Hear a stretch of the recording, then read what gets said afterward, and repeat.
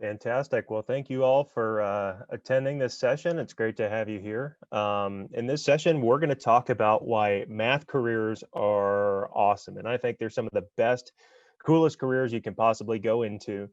Of course, I'm a little bit biased. My name's Michael Floren. I'm a doctorate researcher and professor at Misericordia University.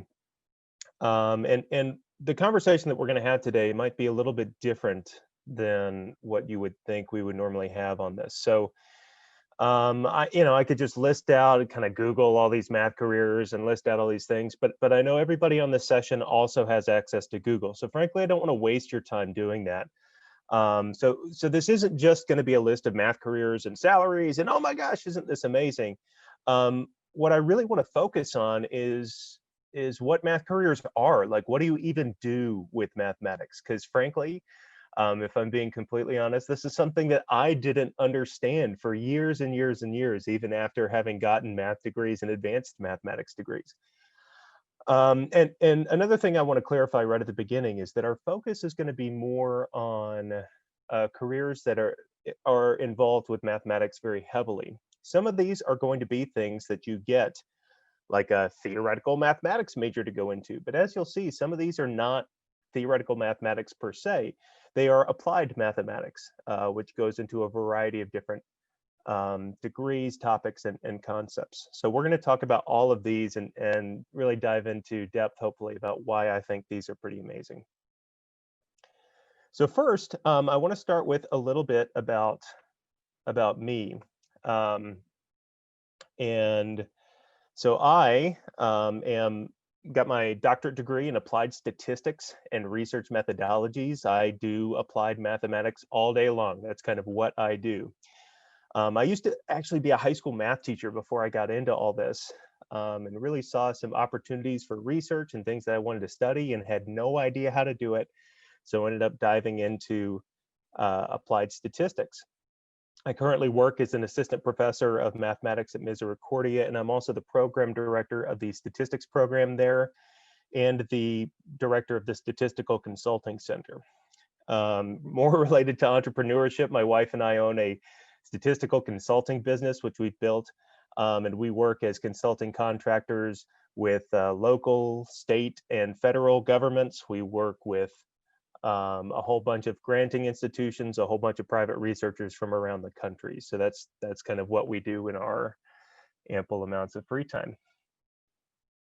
So in this presentation, I'm going to actually start kind of weird. I'm going to start by giving you the Spark Notes version of everything that we're going to talk about in this presentation. I want you to see where we're going and what the answers are, at least from my perspective. But one of the things that we have to do in order to really talk about this in depth is figure out, well, what is mathematics? If we're going to talk about math careers, you have to understand what math is. And that's a harder question sometimes than folks realize. After we figure out what math is, we're going to try to figure out what on earth can you possibly do with it? Like not even a career, but like what is anything practical that you can do with mathematics? And then we'll be able to dive into some of the career aspects, which is the purpose of this presentation. So again, hopefully we're going to build up. And one of my goals for this presentation is if you can take away why you may be interested in going into a math career, what some of the benefits are and advantages of going into math careers, and then have some of the keywords that you can go and Google later and figure out if any of the things are things you like and look up more details, then that's a win for us today. So as I promised, the end at the beginning, the Spark Notes version, you could leave right after this if you really wanted to. Math is much broader than you think. We're going to have a little discussion about this, but math is huge. It's a huge field and it encompasses so much. So math is a really, really, really broad topic that you can get involved in. And one of the cool parts about being involved with a broad topic is you get to work with so many different fields and in so many different areas all kind of at the same time. It's really awesome. Careers in math suit many people, and this is something that most of my students don't understand, is a lot of students come to me and say, oh, Dr. Floren, I'm trying to figure out what to do with math, but it's just so technical. And technicality is a part of math careers, but there are whole careers in mathematics that never look at equations. Yes, they may look at numbers, but they never look at equations. There are whole careers in mathematics that are just about being socially involved with other people. And that might completely surprise you, but we're going to talk about how math careers break down in this "What Can You Do with Mathematics" section of our presentation today, and really dive into how is that possible? How can you have a math career that isn't like all just doing equations and stuff? And math careers are just interesting, man. We do really cool problems all day long, and that's kind of what we do. I sometimes am pretty shocked that I get paid to do what I do. I kind of sit around and I think logically, and I say, well, this could be an issue if you ran a study like that, or but we may want to think about this problem in this way. And my clients are like, oh my God, thank you so much. Um, and I'm like, well, I just tried to think of a problem. I didn't really do much. And they're like, oh no, this was great. So it's really interesting work. You get paid to just sit around and think about problems. And it's a lot of fun to do that, at least for me. Um, the other thing here is they're extremely rewarding. You tend to do things that very, very few other people can do. And it's not that nobody could possibly do it if they've had the training. It's that very few people train their minds to work in these particular ways and solve problems in these particular ways. And because of that, when you walk into a problem or an issue and are part of a team working on things, your contributions are extremely valuable and people are really appreciative, which makes all of your work extremely rewarding, at least in my experience. And last but not least, I sit around all day, I work on interesting problems. I leave, I get thanked profusely for my time, and I also get a nice big fat paycheck at the end of the day, not as a professor, but doing consulting work. So, in many mathematicians in private business. Because of this, it's really awesome. I mean, it's kind of the dream career. You get paid to do fun stuff all day, and you get really well thanked to do that, and you get really well paid. It's kind of the opposite of being a high school teacher, where you don't get paid at all, and everybody doesn't want to be in your class, and it's kind of boring because you do the same stuff over and over again. In math careers, you really just get to do awesome things every single day, and it's kind of new and interesting and really engaging. So these are some of the big reasons that I love math careers, that I think that they are some of the most amazing careers you could possibly go into. And this is going to be the goal of our presentation, is trying to provide some evidence for all of these things that I'm saying here. So what is mathematics anyways? And if we were all in person, I'd kind of posit this question and kind of wait around for people to really think about it, and everybody would reflect and talk to each other and say, well, I don't know, I've never really thought about that before. And some of the answers you might come up with, I just kind of asked a few friends who have no idea what mathematics is and said, hey, what do you guys think it is? And some of the answers they came up with are, well, maybe you study numbers. Maybe math is really involved with numbers. And that's not untrue. Maybe math is involved with formulas, and you look at formulas all day. And that's also a piece of it. You look at equations, I guess, which is kind of similar to formulas. Somebody mentioned weird Greek letters. You're looking at kind of the weird equations and all of these different letters that you use for different things all day, which is an interesting point. And then you're looking at chalkboards all day, just spending all day writing on a chalkboard. So these are some ideas that you might come up with if I just asked you today what mathematics is. But actually, none of these are quite on the mark. What's really, really interesting for me is if you Googled what is mathematics, what you'll find is that there is no universally accepted definition for math. There isn't an answer to this question. It's a trick question. And it almost makes it hard to talk about. How do we talk about careers in a field that isn't really well defined?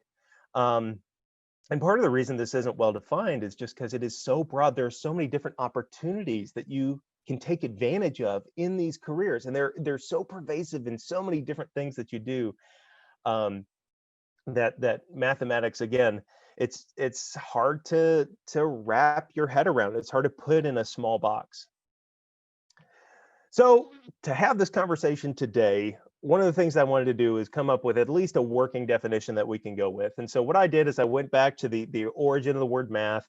The origin of the word math is learning or knowledge. It has nothing to do with numbers, nothing to do with formulas. The Greek for mathematics, the source Greek, mathema, is to learn or to know.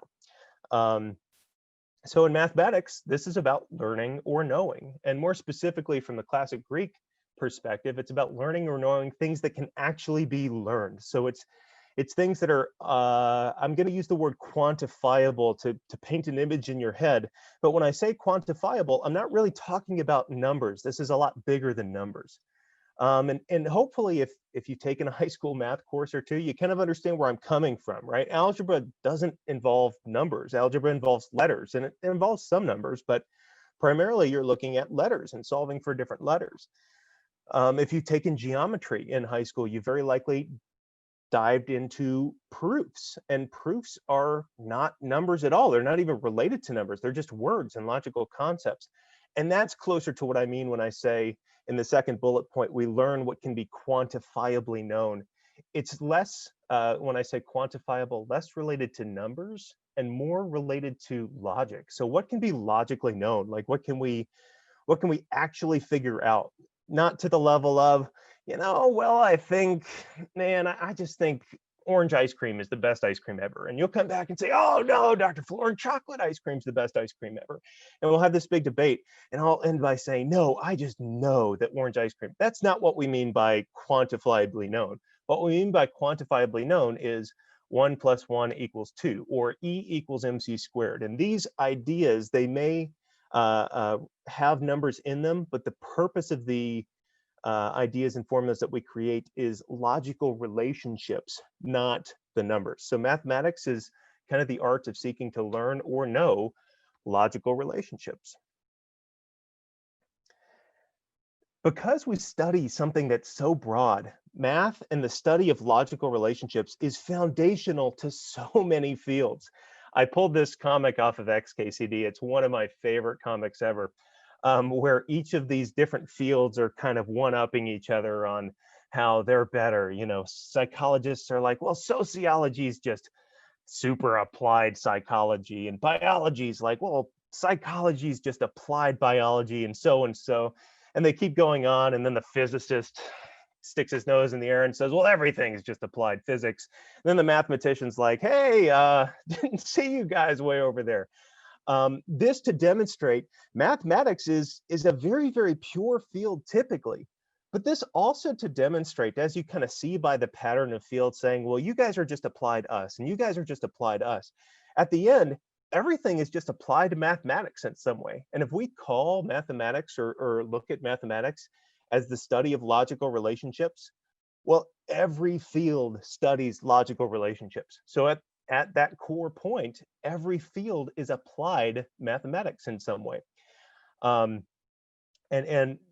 because of this, again, this goes to a point as to why it's sometimes difficult for us to wrap our mind around careers in mathematics or even what we can do with mathematics, because there's just so many different things that are available. It's like having 100 different restaurants that you could go to, and then somebody says, okay, well, which one do you want to go to tonight? And you're like, oh man, I just don't know. There's so many great options. That's what it's like with careers in mathematics. And looking back at a younger me, I graduated with my bachelor's degree in theoretical math years ago, but I had no idea what to do with a math degree. And if I thought about it, I realized, well, I could use this kind of anywhere, but it never really, I never thought through, well, okay, what can I do? So I could kind of realize in general, well, I get that there's 100 restaurants to go to, but to pick one was really, really, really difficult for me. And part of the reason why is because I didn't understand, well, how do we go from mathematics? So how do we take this mathematics and go to physics? How do we go from physics to chemistry? How do we apply these things in the ways that connect to all these fields? And I didn't really understand that and how to use mathematics on getting my particular degree.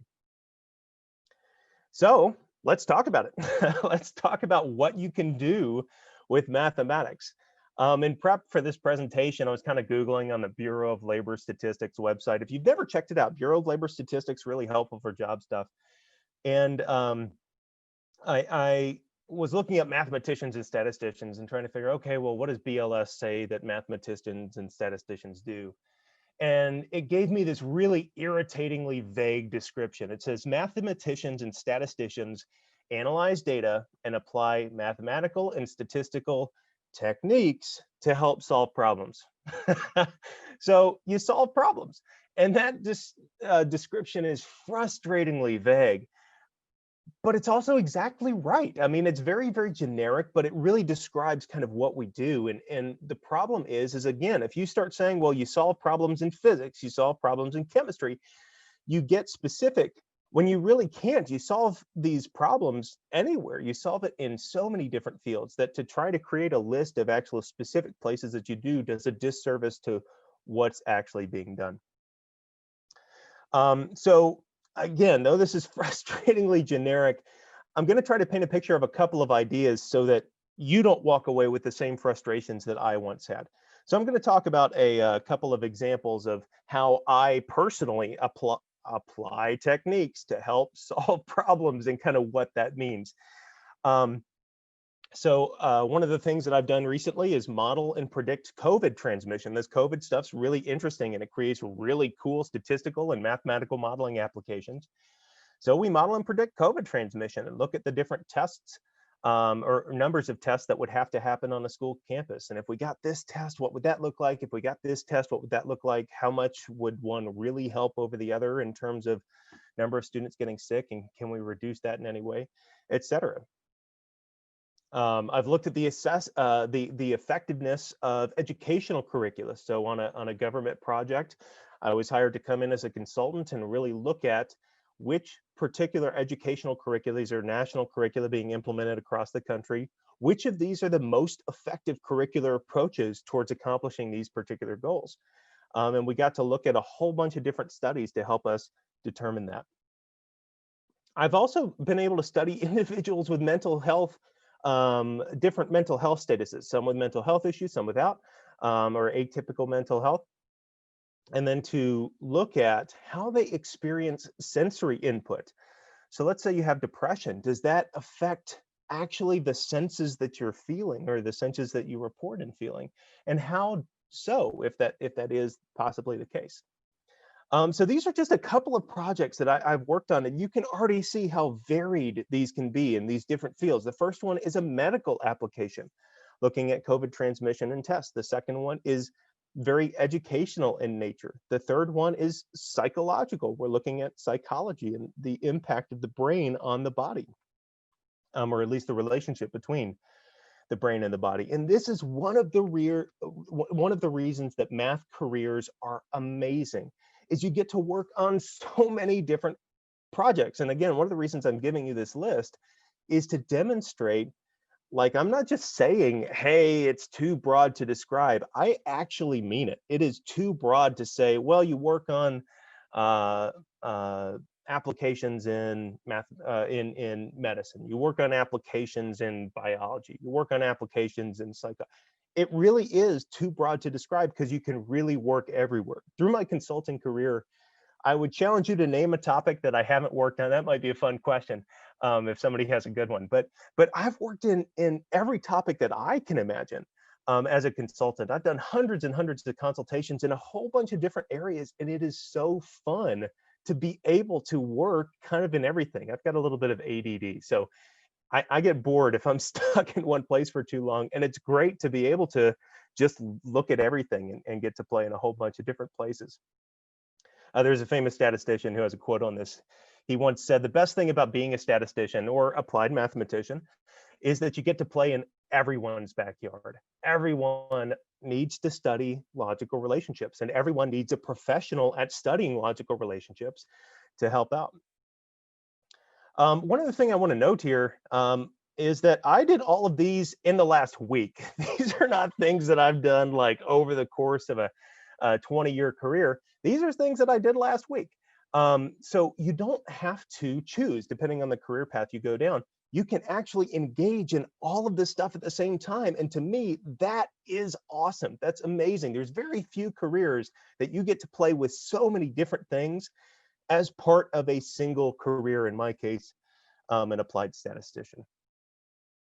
And so one of the reasons I was kind of reflecting on this presentation and coming up with a few of these things, one of the reasons I pulled these ones specifically, because I've worked on more projects over the last week in very different areas than these two, and we could describe those But these kind of demonstrate some of the core ways that math is used in a professional setting. So we're going to talk through these and then we will jump in careers and that'll see us to the end.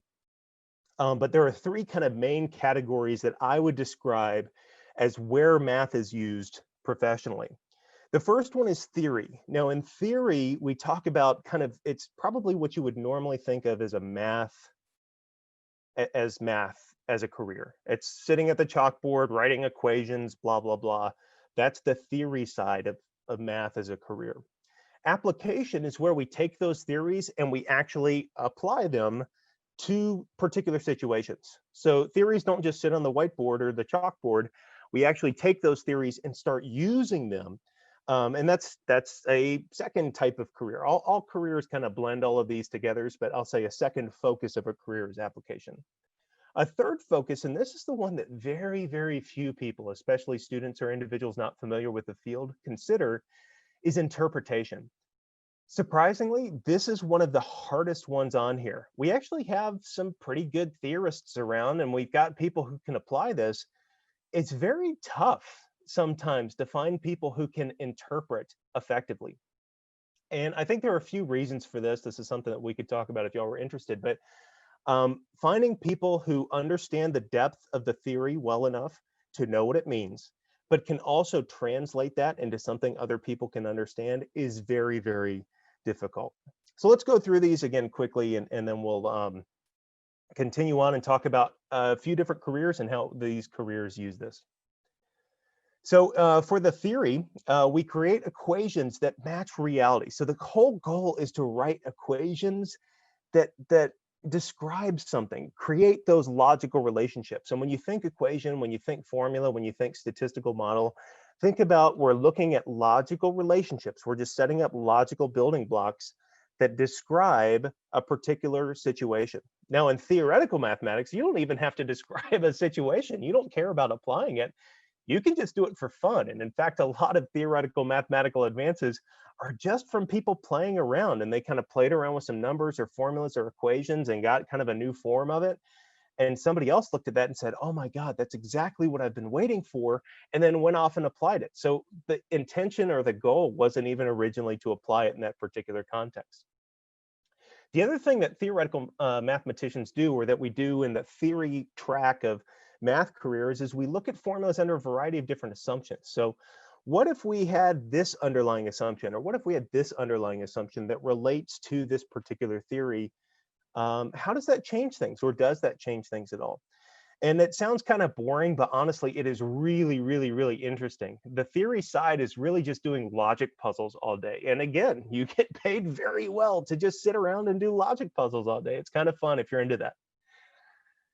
The other thing that theory can do is to prove known relationships. So in a different way. And that sounds kind of weird, but it's actually extraordinarily applied in nature, because if I have one particular formula that I can use in this situation, but is limited to just this particular situation, having a different proof of that formula with different underlying assumptions can actually be something that can relate to more situations than just that one. So if I can look at a different set of assumptions that this could be proved under, that might widen the situations of applicability that I could do this. And again, theoretical mathematicians just kind of focus on this stuff because, hey, it's kind of fun. It's a little bit less related to the applied side, a little bit more related to just playing with chalk and chalkboards. And that is a thing about theory, is that there's a lot of chalkboards involved. You're doing a lot of writing, a lot of proving, a lot of equation stuff.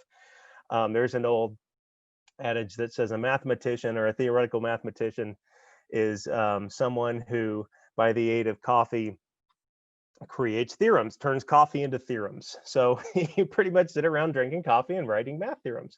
And again, what this turns into, it's difficult to describe higher level mathematics for folks who aren't familiar with it, but maybe the best description that I can provide of it for individuals of a lay audience is that this is just puzzles. It's logic puzzles, and that's what you do all day, and it's awesome if you're into that kind of thing. So for example, and I'm going to give you an example of something that I've done recently regarding a doctor's visit. So I went to the doctor, and it was July 5th. This is a true story. And I'm sitting in there and they're kind of doing the checkbox, are you a drinker? Are you a smoker? Blah, blah, blah. And he asked, are you a smoker? And I said, well, it's July 5th. I have a cigar every 4th of July, but I don't really smoke. And he goes, well, you had a cigar on the 4th of July yesterday. And I said, yeah, I had a cigar yesterday. He goes, okay, well, that means you're a smoker. And I kind of thought, yeah, no, it doesn't. but kept thinking about this. And he didn't really know what I did, but I went and I started looking up all of this mathematical modeling literature to see, well, is that really how math approaches this particular situation? Is the math approach here that if you smoke one cigar or one cigarette, we consider you to be a smoker with like all the risk factors involved, even if you just smoked one a year? And what I ended up finding was that actually, yes, in these logical models that we've created to describe reality, all of those logical models described that situation as if you smoke one cigar, you're a smoker. And that just didn't make sense to me. So what I ended up doing was creating a different logical model that described the reality that I thought was more appropriate. And that is, well, if you smoke one cigar, you're not necessarily a smoker. And there's some extensions there. Well, what if you smoked 2 cigars last year? What if you smoked 3 cigars last year? And we got to have a lot of fun really putting together a logical solution to how do we address those particular issues, and came up with something called a small count inflated Poisson distribution. All right. So the next tier down, we had theory, and it's not a tier down. It's just it's the next approach in the process of taking theoretical mathematics and getting it into people's hands. Kind of the middle part is the application. It's where we take the theory and apply it. And this is the art of modeling. And this is not this kind of modeling, right? This modeling is creating mathematical models. So in this particular case, what you can see and what we'll talk about is the modeling of COVID, where we have the composition of an isolation pool. So hey, you've been exposed. Let's get you isolated. Or you tested positive. Let's get you isolated.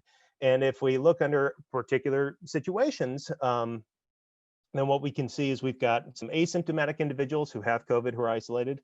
We've got some symptomatic individuals who have COVID who are isolated. And we've got some uninfected individuals who have COVID who are isolated. And this could be our breakdown over the course of, say, a semester under certain assumptions. So in the application, this is exactly what we do. We create these logical representations or these statistical or mathematical models that describe situations. And this really is where we connect the theory to the practical solution. So we take the theory, we get it connected with the practical solution for a particular situation. And that's the whole point of applying mathematics, or the whole purpose. Now, the other thing that you can do here is sometimes multiple theories apply. So you have to compare all of these different theories and see, well, if multiple theories apply, which one is the best? And that's absolutely part of the application stage in mathematics. One of the things about this particular stage in math careers, or this particular type of math career, that I never realized until I got to graduate school, is just how much computers are involved. And it kind of makes sense, right? If I'm dealing with 1.5 billion data points, I'm not going to pull out my trusty TI-84 and start typing stuff in, right? I have to know how to use a computer and how to make this work on a computer. So especially with big data, I've got a good buddy who works as a data scientist and statistician at a very, very, very large company. And one of the things he defines big data as is it no longer fits in Excel. So Excel's got like 1.1 million rows. So as soon as your data no longer fits into there, that's big data. So with big data especially, even with 1.1 million rows, you're not going to pull out your TI-84. But with big data, you just can't. It's not possible. You spend the rest of your life typing in a data set into your TI-84. And if you made a typo, you're going to have to redo it all. So what you end up having to learn is, how do we use computers to solve these problems? And part of this, at least on the back end, the closer to the theory side, is you have to learn how to code. If you want to apply a theory that nobody's ever done before to a data set, you have to know, how do I put that theory into a computer? And that's the process of computer coding. And again, something that I never understood was a huge part of applying mathematics. So for example, with that COVID application, There was a theory, epidemiological modeling theory, as to how we approach infectious diseases. And somebody had to take that theory. The process was somebody wrote the theory paper, then another person took the theory and wrote some computer code to implement that theory on a computer for data sets. Then another person took the theory and took the code that implemented it for a particular data set and made it code that implemented it for any data set. And then another person created customized applications, and then on and on and on. So this is a process by which we take things that are written theoretically and we kind of massage them or tweak those logical relationships to make sure that that theory best applies to our situation. So any predictions that we make with that theory best predicts this situation that we're actually trying to model. All right, we're getting close here. So interpretations, this is kind of the final part. And for the interpretation side, some people think of this as a bit softer, but people who do interpretations of mathematics as a career are people who need extraordinarily deep knowledge of these theoretical and application concepts, because they have to understand what happened to get us here. And the whole purpose of this kind of track or this kind of part of the mathematical career process is turning numbers into decisions. I want to take your information or your logical relationships and turn them not just into kind of a prediction of your situation, but a decision that we can make based on that prediction. To do this, typically consultants or mathematicians are not the people who make decisions. We advise the people who make decisions. So you have to be an excellent communicator to make sure that the person who's actually making this decision, whether it's a client, whether it's a boss, to make sure that they actually understand the situation. And the art, frankly, is knowing and how much to tell. If you do too much detail, it gets really, really confusing. So for instance, if I walked up to a client and said something like, the integral from negative infinity to positive 3.486 is 1 divided by the square root of blah, blah, blah, blah, blah, they wouldn't care. Even if that's exactly what I had to do in the theory side, and even if I had to write a computer program to do that, and even if that's 90% of my time, nobody cares. My client, my boss does not care about that. What they care about are the decisions. And if you're doing the interpretation section of kind of the math process, then you really have to be someone who can clearly articulate those decisions. And this, again, can be much, much harder than it sounds. So again, for example, this is something I do with every client I work with, is I go really light on the details of what actually happened, focusing not on what I did, but focusing on what you need. And this is a very, very interesting, important, and valuable skill set. If you're a person who can communicate clearly and understand the mathematical theory and the programming side to understand what was actually done on the computer, that is an unbelievably valuable skill set. Not just that people will appreciate you a whole ton, but they will pay you lots of money to help them with this, because very, very, very, very few people mix those two skill sets of being able to understand the theory and then being able to understand the client clearly and have that personal soft skills relationship and attribute that they can bring, where they can explain this in a way that people can understand. All right, so this is what we do with math. We do theories, we apply the theories, and we do interpretations and help people understand these things. So this is what actually happens behind the scenes. This is what mathematicians do. This is what math careers are. And this is why math careers are awesome, is because you get to do all of these or just some of these. If you're a people person, you do interpretation and you kind of leave the theory stuff to people who are better at that. If you're not a people person, then you do more theory or you do some computer programming. And it really depends on what you like to do. And you get to dive into that and make a career out of that. For me, I have antisocial times where I don't want to talk to anybody. And on those days, I turn on my Spotify and I write computer programs, or I stand at my whiteboard in my office and I write equations all day. Of course, there are days then I love going out and talking to people, and those are days where I can go out and help people interpret what I've done for them and help them understand how it applies. Again, I'm a little ADD, so I'm a little all over the place.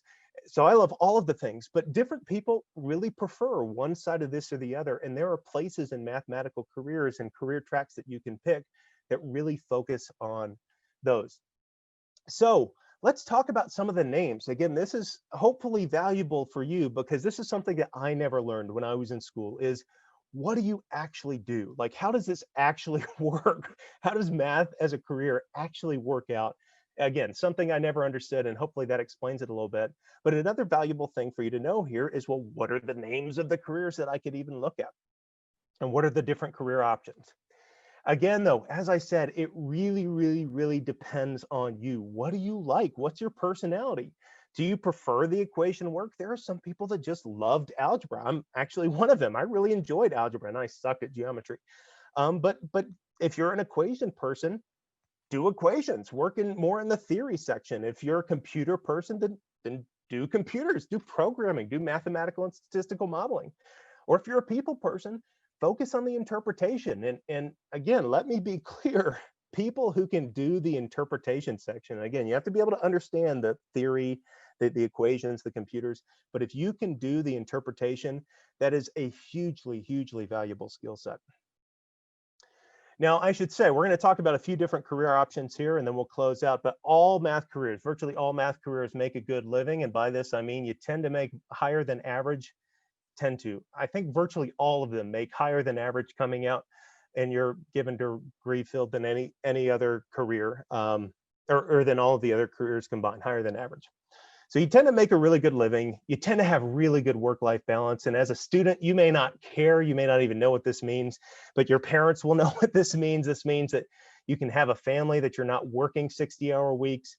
It's kind of fun and interesting when you're young because you get to work on really awesome problems. And I completely understand that. It's actually a thing where people will work lots, but you don't have to. You can say, yeah, I'm just going to do one job. But there's often a lot of other jobs that you could look at, and build on, do consulting work and work as a temp in different directions and different organizations. So you can, if you want to, have a really good salary and a really good work-life balance, which is a great, great, great combination. And part of that work-life balance is you go in at 9, you leave at 5, and you don't have to take work home. Again, depending on where you go. You also get to work on really, really, really interesting problems in your own section. If you're in the equation section, you get to work on really interesting equation problems. If you're in computers, you get to work on really interesting computer algorithms. And if you're a people person, you get to explain complex stuff to people who really, really, really appreciate and value your perspective and you taking the time to explain it to them. All right, so what are these different jobs? And again, this is not like a math major. These are things that you do with mathematics. These are things that are core focused in math. I'm not going to read this list to you, but there's so many. I mean, I just kind of Googled around and picked out a few, but there's way, way, way more, right? This is just a few of the different ones that I could come up with. A lot of people, especially in stats, go into like analyst positions, but there are statistician. There are careers called mathematician where you really focus on the theories. Engineer gets very, very, very applied. But engineer and architect, honestly, tend to do things like a lot of computer modeling of stuff. In contrast, a teacher or a professor or project manager, these are people who spend a lot of time explaining what's going on. As a project manager, it's really, really important that you can understand the mathematics and how that applies. And actually, as a project manager, it's not just that you're explaining, but you're the one making the decisions. And a lot of companies really, really, really value people who are mathematicians and mathematically oriented, especially those who are kind of on the interpretation side of those math careers that we talked about or math directions that we talked about, because those are the people who actually get it and can make the best decisions for their projects. So project manager, it's kind of a weird one in here, but it's actually a really, really big one that a lot of companies really like. And all of these are good choices. So US News and World Report, best jobs in 2020. Of the best business jobs, we have statistician, which is, of course, the best, if I do say so myself. Medical and health services manager, mathematician, just what we've been talking about earlier. Operations research analyst, which is just using these models to help businesses function more efficiently. Financial manager, which is exactly what it sounds, understanding, using, and explaining mathematics to help people make really good financial decisions. And if you notice, 4 out of the 5 of these are math careers. They are careers that use mathematics as a huge part of what they do. And even this medical and health services manager, my wife is in the medical field and public health. And she pointed out, medical and health services managers use a lot of mathematics. They use a lot of data as part of their job. So I wouldn't call that a math career, but it's one that uses a lot of mathematics. And frankly, as we talked about earlier, project managers, a lot of companies like mathematicians to serve as project managers because they just get it. The other thing about these is earlier you saw jobs like cryptographer. Cryptographer is such a cool job. You get to work on code breaking all day. But there's not a ton of those positions in the world. However, some of these careers, statistician, mathematician, operations research analyst, aren't just listed on the best possible jobs you can get in the business world. They are also listed on the fastest growing jobs in the country. So there are more and more and more positions being made. So if you come out with a degree in this, you have an opportunity to look at these things and an opportunity to get to play in these careers. Now, the other thing, we talked about careers. But all of those careers, or most of those careers, can go in a variety of fields. So I want to be a statistician. Well, you're not stuck. I mean, as I was talking about my projects earlier, I work in every field. But you're not stuck. All of these are fields that I've worked in. All of these are really, really, really interesting. You can do sports statistics. You can do medical statistics. You can do biostatistics. You can do educational statistics, and it's on and on. You can do mathematical models for chemistry, for environmental science, for government, linguistics. Natural language processing is a huge and up-and-coming field. Artificial intelligence and robotics, machine learning. We just taught in the math department an artificial intelligence class. In our statistics department, we just had a machine learning class. All of these things fall under mathematics, and all of these things are things that you can do with a career in this field of mathematics. So hey, Michael, yep. we're down to about the 3-minute mark, and there is a question. So I just wanted to let you know that. I appreciate that. This is the last slide. I've kept my eye on it, and I apologize because I tend to ramble. But in closing here, math careers are cool because they go far beyond the chalkboard. Many students who came into here thought that perhaps math careers are just writing things on a chalkboard. It's not that. Math careers are awesome because they're well respected. People really appreciate what you say and what you bring to the table.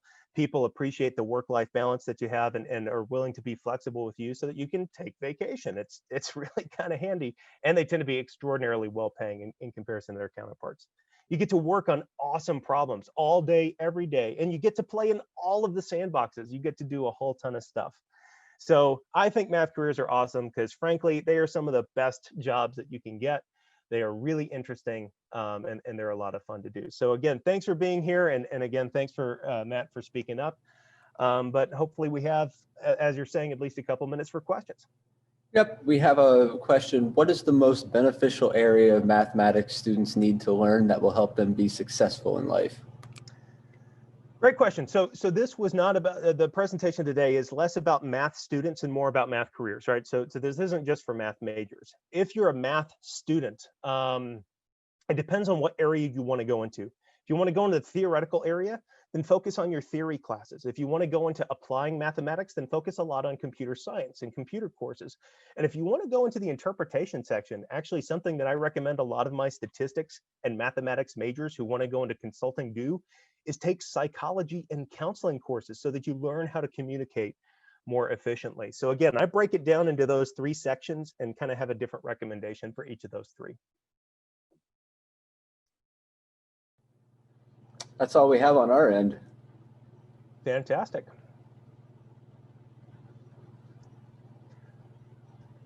Well, thank you very much for your time. You can feel free to reach out with me via email if you're interested. My email, I guess I should have put it on the slide. I apologize. Maybe Matt can put it up, or it might be on the author bio, but it's just Floren, M as in Michael, Floren, at misericordia.edu. Feel free to reach out with me to me if you have any questions, and I'd love to get in touch.